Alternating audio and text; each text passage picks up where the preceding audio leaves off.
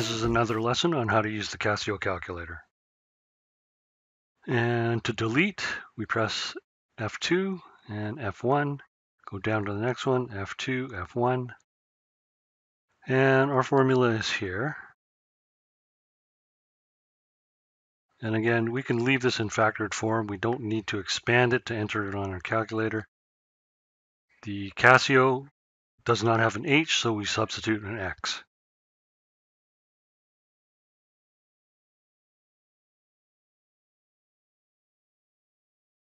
Okay, we can just enter it like that. It understands that if we don't have an operator, it's a multiply. And draw. Okay, nothing useful here. We need to set the window. So when you're on the graph, you just need to press F3. You don't need to press Shift F3. Okay, so it's pretty big here. So we need to make the max quite a bit larger. We'll make it 1500. And really we want to set the scale. Otherwise we get that big thick line for the axis. And 200 should do. And graph. Okay, now we get the curve. If we want to match this one, we need to, again, set the window a little bit further, 20. Don't need to go so far back, -5, and draw. Now we have a very similar curve. To find the maximum, we use gsolve. And we don't have to set bounds here, we just press max. So that's it. We get the same answer, 3.96, 1040 should be 0.1. And the next part. We need to set the second equation to 750 and draw. And we need to find the intersection, so we press gsolve.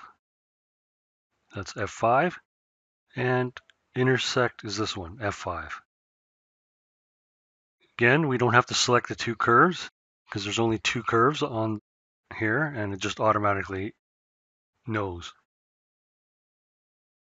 So it automatically jumps to the first solution, 1.7488, and that matches, so that's good. And to go to get the second solution, we don't need to press gsolve again, we just press right. And we get the second answer, 6.66.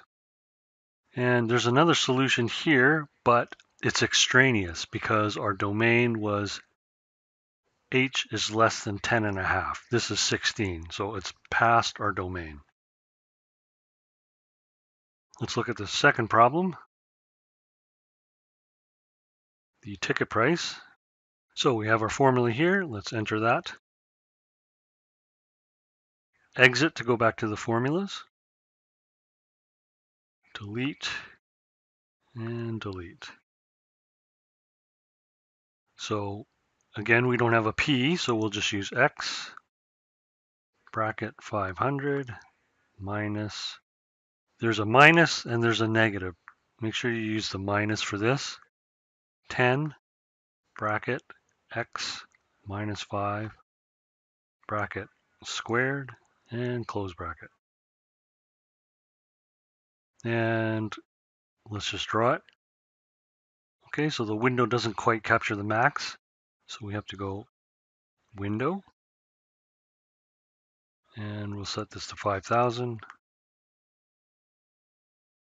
and we'll need to set this to 500, and our X looks okay, so we'll just go ahead and draw. Okay, so we need the maximum, gsolve, max, F2, and we get 7.74. That matches our answer here, but again, we need to round it off to the best dollar answer. So we can use the trace here, trace, and enter 7. So we get the 3220. That's the same as this table here. Again, you have to memorize if you're going to use trace. And all I have to do is enter 8 because it's still in trace mode. And we get the 3280. That's higher, so that's our answer. If you really wanted to use a table, menu, and that's 7 on this one. I think it's 5 on the 9750. And then we need to set the table, F5.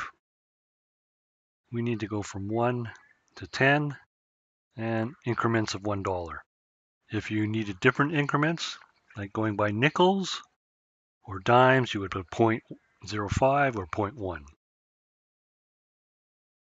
And then execute. And then F6 to get the table. Okay, so if you get the error, you need to press select. And you can see that now that's highlighted. It wasn't highlighted before, so it didn't do the table.